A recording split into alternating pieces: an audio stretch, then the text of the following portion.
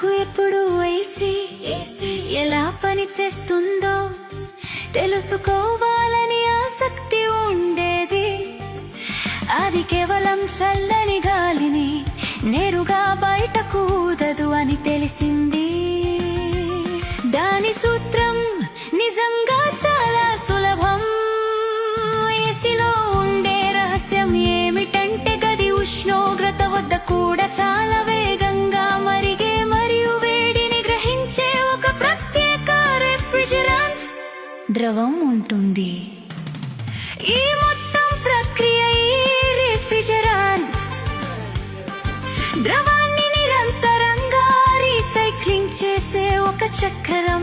ఇది మీ ఇంటి లోపల మొదలవుతుంది.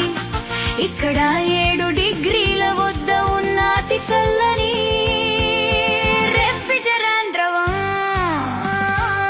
రాగి గొట్టాల ద్వారా ప్రవహిస్తుంది.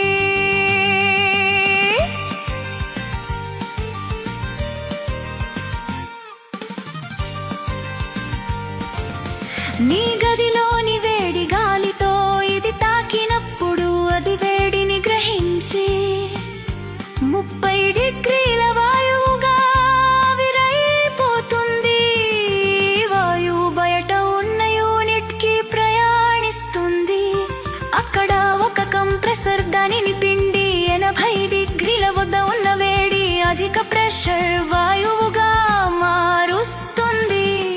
తరువాత బయట ఉన్న ఫ్యాన్ కండెన్సర్ గొట్టం మీదుగా గాలిని ఊదుతూ ఆ వాయువును చల్లబరుస్తుంది.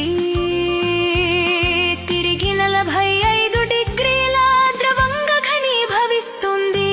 ఇదే చివరి అద్భుతమైన దశ.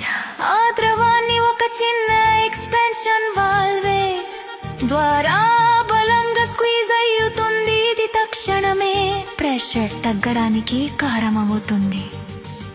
ఆ ద్రవాన్ని